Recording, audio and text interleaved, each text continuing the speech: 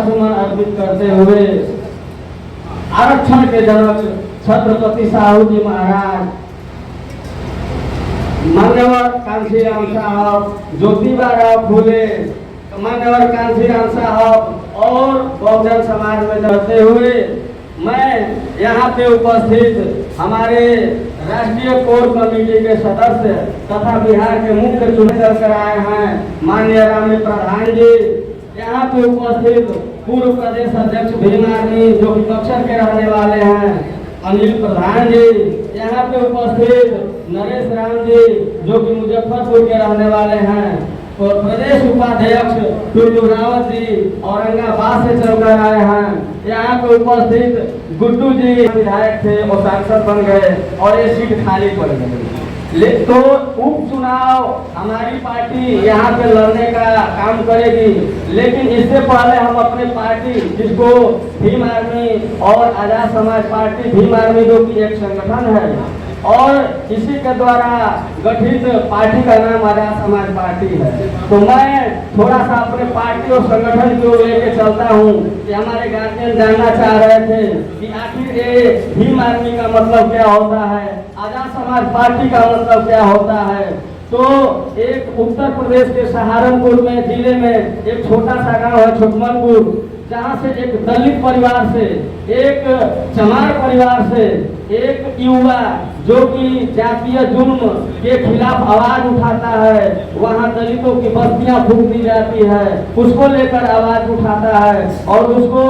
तानाशाही सरकार, बीजेपी की सरकार उसको जेल में बंद करने का काम करती है। लेकिन कहा गया है कि जिसके मन में लगन होता है कोई भी चीज असंभव नहीं होता है। तो हमारे नेता के द्वारा जेल में डालने के बाद भी जुनून और उतने ही उत्साह के साथ पूरे अपने समाज को जोड़ने का काम किए। और एक होता है राजनीतिक स्तर से जोड़ना, राजनीतिक फायदे के लिए जोड़ना, लेकिन हमारे नेता ने इतना अग्रेशन के साथ, और आज भी देश में अगर कोई कहीं भी कोई जुल्म अत्याचार होता है तो एक होता है कि निवेदन करता है, गुहार लगाता है, लेकिन आज पूरे देश में भीम आर्मी अग्रेशन के साथ जाकर के डीएम और एसपी से आंख मिला करके बात करती है। चाहे हमारे देश के किसी भी जिले की घटना हो, हम लोग डरते नहीं हैं। तो आगे चलते हैं कि हमारे नेता ने संगठन को इतना विस्तार किया, इतना बढ़ाया कि पूरे देश में भीम आर्मी छा गई। वही हमारे संत, हमारे रावर संत गुरु रविदास जी का मंदिर दिल्ली के तुगलकाबाद में, जो कि कई साल वर्षों पुराना मंदिर था,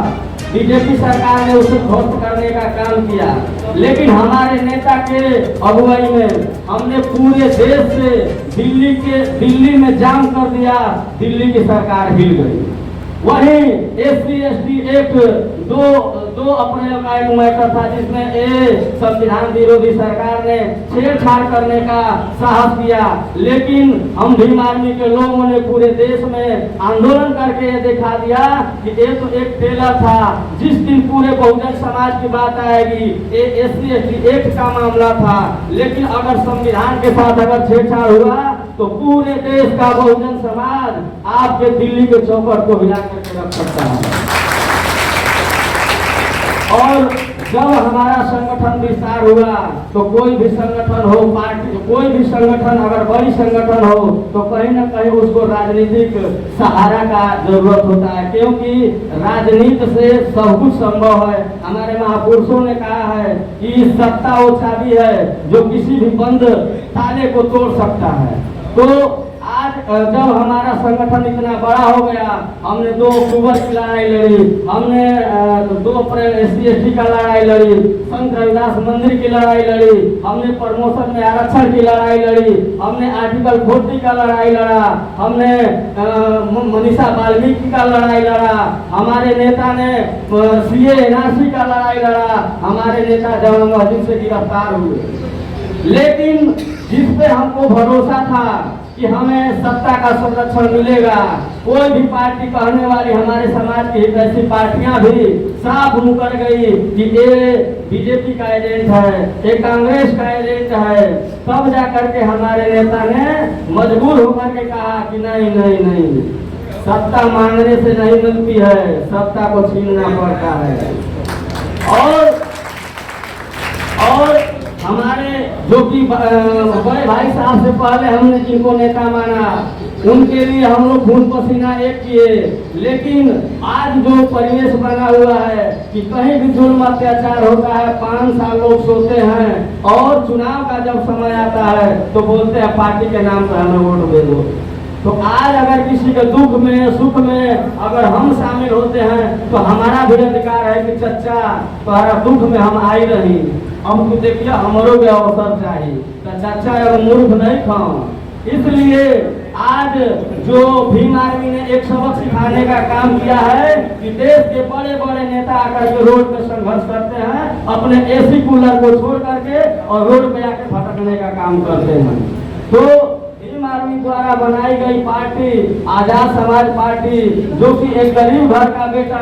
जमीन स्तर से उठ करके आज संसद भवन में प्रवेश कर चुका है। तो हम चाहते हैं कि अपने